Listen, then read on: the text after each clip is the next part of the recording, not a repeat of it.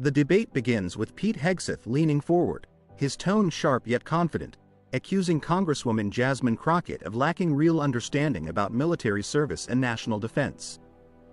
"With all due respect, Congresswoman," he begins, "it's easy to criticize from the sidelines, but you've never worn the uniform, you've never stood in the line of fire, and you certainly don't understand the sacrifices veterans make daily." Jasmine Crockett, calm and poised, responds with a quiet smile, her voice steady and firm. "Pete, I respect your service, but this discussion isn't about who wore the uniform. It's about how we treat those who did. You speak of sacrifice, but your own record and public statements have shown more politics than patriotism." The studio grows tense. Pete counters quickly, citing his years in uniform, his combat tours, and the lives he's seen lost in the field.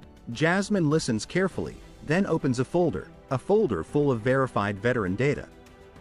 "Since you brought up records, let's talk about truth," she says.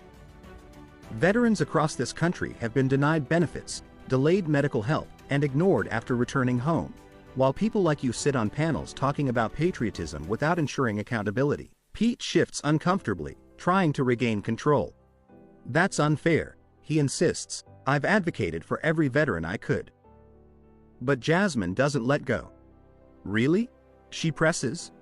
"Because these veteran organizations, the ones you claim to support, have records showing otherwise. You've spoken on air about loyalty, yet your voting record and endorsements show favoritism to political allies, not to the soldiers on the ground."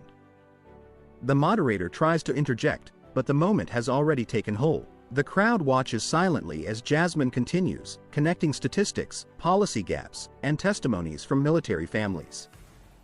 Pete attempts to deflect, raising his voice and accusing her of turning patriotism into politics, but Jasmine keeps her composure, replying only with fact. "Truth isn't disrespect, Pete," she says evenly.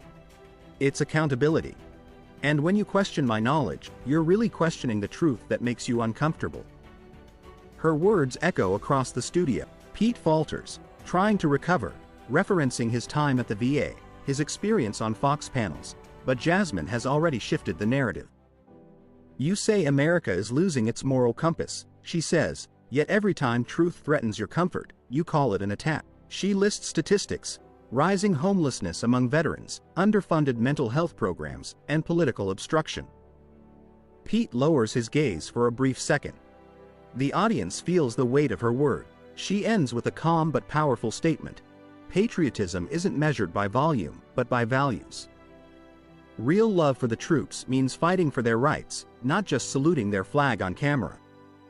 Pete sits back, silent for a moment. Then, trying to recover, he says, "Congresswoman, you're making this personal." Jasmine smiles again, unfazed. "It's not personal, Pete. It's public. And that's what accountability looks like." The rest of the discussion continues, with Pete attempting to steer back toward abstract ideals of strength and unity. But Jasmine brings every point back to data, transparency, and truth. For nearly an hour, the two trade words like weapons, one speaking from passion, the other from precision. Each question from Pete becomes a lesson in credibility, each answer from Jasmine a reminder of how leadership must evolve. By the end, Pete's tone softens. "Maybe we do need to do better," he admits quietly. Jasmine nods.